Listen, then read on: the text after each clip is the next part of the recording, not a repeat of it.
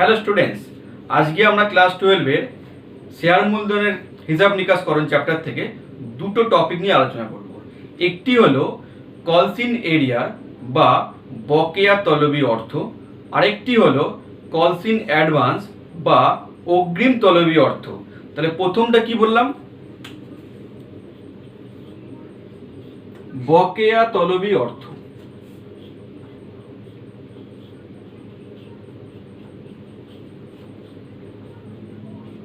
বা যাকে আমরা ইংলিশে বলে থাকি কলস ইন এরিয়া। কলস ইন এরিয়া বা বকেয়া তলবি অর্থ মানে কি? কোম্পানি তার শেয়ারের অর্থ বাবদ যদি কোনো ইনস্টলমেন্ট বা কিস্তি বা অ্যালটমেন্ট ও কলের টাকা তার শেয়ার গ্রহীতার কাছ থেকে তলব করার পরেও ফেরত না পায়, সেই অর্থকে আমরা বলি বকেয়া তলবি অর্থ। একটা এক্সাম্পল দিই, ব্যাপারটা দেখো। আমরা জানি কোম্পানি তিনটে ইনস্টলমেন্টের নিয়ে থাকে: অ্যাপ্লিকেশন, অ্যালটমেন্ট আর কল। ধরো অ্যাপ্লিকেশনে 2 টাকা, অ্যালটমেন্টে 5 টাকা আর 3 টাকা কল, টোটাল 10 রুপিস।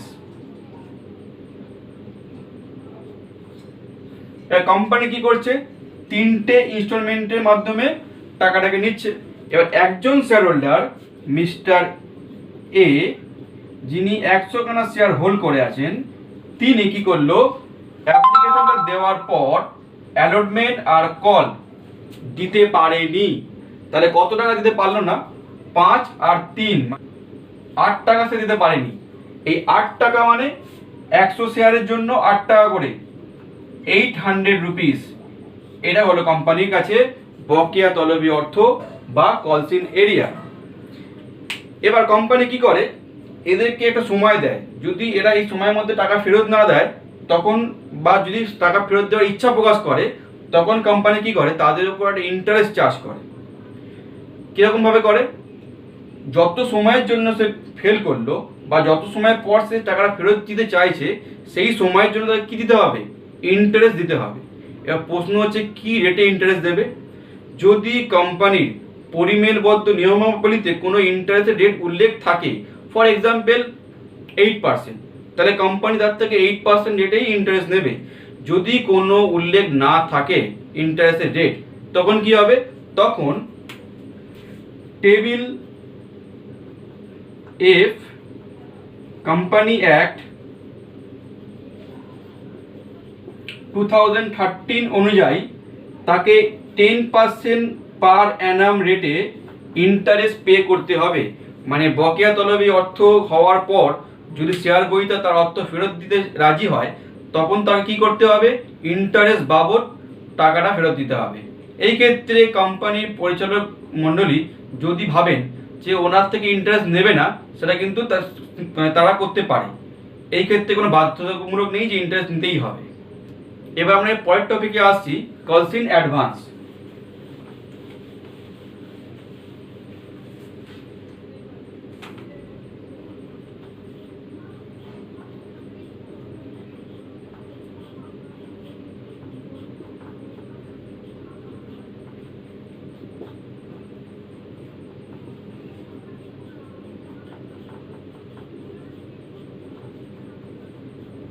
দেখো, কলস-ইন অ্যাডভান্স বা অগ্রিম তলবি অর্থ মানে কি?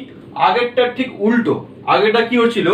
ওরা কোম্পানির শেয়ারের কিস্তির পরিমাণ দিচ্ছিল না টাইম মতো। এইখানে কি বলছে?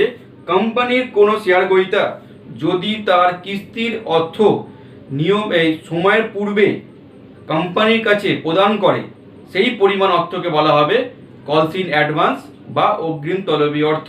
একটা এক্সাম্পলের মাধ্যমে ব্যাপারটা বোঝাই। ধরো আগেটাই বলি, অ্যাপ্লিকেশন, অ্যালটমেন্ট আর কল বাবদ ছিল 253 রুপিস 10।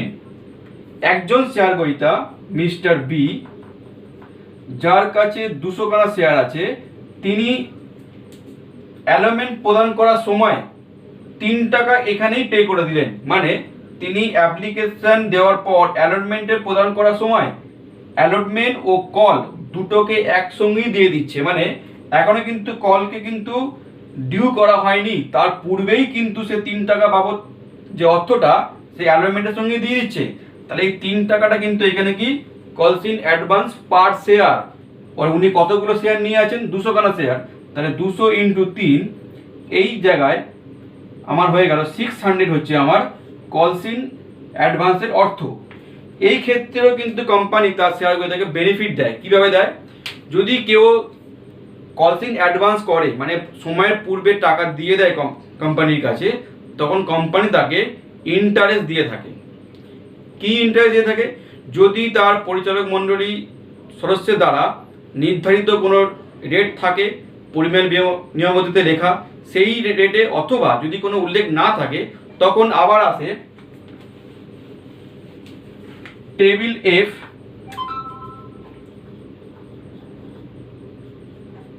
কোম্পানি অ্যাক্ট 2013, 12% পার অ্যানাম। উনি যতটা সময় পূর্বে টাকাটা প্রদান করলেন ঠিক তত সময়ের জন্যই কিন্তু উনি ইন্টারেস্ট পাবেন। যদি কোনো রেট উল্লেখ না থাকে তখন এই 12% রেটে উনি ইন্টারেস্ট পেয়ে থাকবে। এবার আমরা এই কলস ইন এরিয়ার আর কলস ইন অ্যাডভান্স এই দুটির জার্নাল এন্ট্রি কী হবে দেখে নেব। 1 নম্বরে আসছে আমাদের কলস ইন এরিয়া।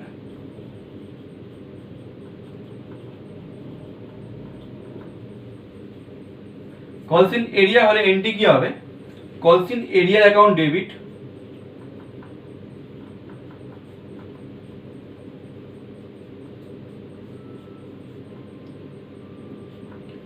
টু পার্টিকুলার, যেখানে ফেল করলো সেটা ক্রেডিট হবে। যদি অ্যালটমেন্টে ফেল করে অ্যালটমেন্ট ক্রেডিট হবে, যদি কলে গিয়ে ফেল করে তাহলে কল ক্রেডিট হবে। তাহলে এন্ট্রিটা কি হবে? To share either allotment or call. এই হলো আমাদের কলস ইন এরিয়ারের জার্নাল। এবার 2 নম্বর কলস ইন অ্যাডভান্স।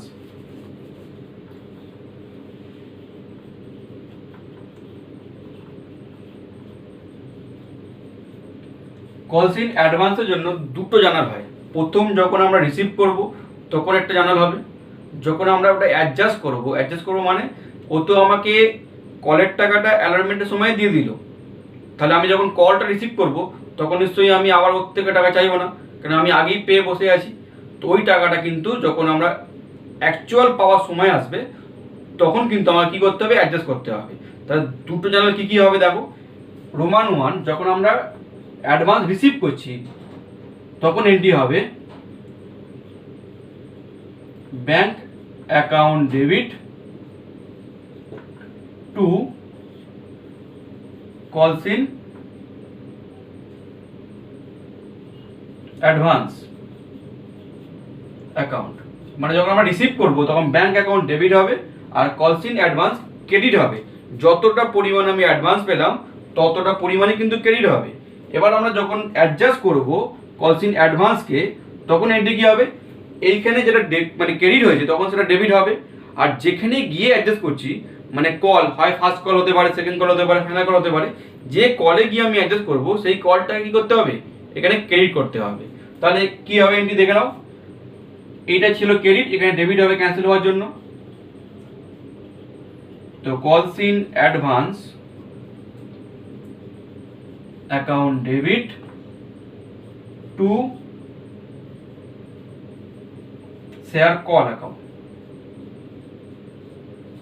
এই হলো আমাদের কলস ইন অ্যাডভান্সের দুটি জার্নাল। আজকে আমরা দুটি গুরুত্বপূর্ণ বিষয় শিখলাম, কলস ইন এরিয়া এবং কলস ইন অ্যাডভান্স। এই দুটি বিষয় তোমরা বিস্তারিত জানার জন্য ডেসক্রিপশনে দেওয়া লিঙ্কে ক্লিক করে যাবতীয় তথ্য কালেক্ট করো। আশা করি তোমাদের উপকারে আসবে।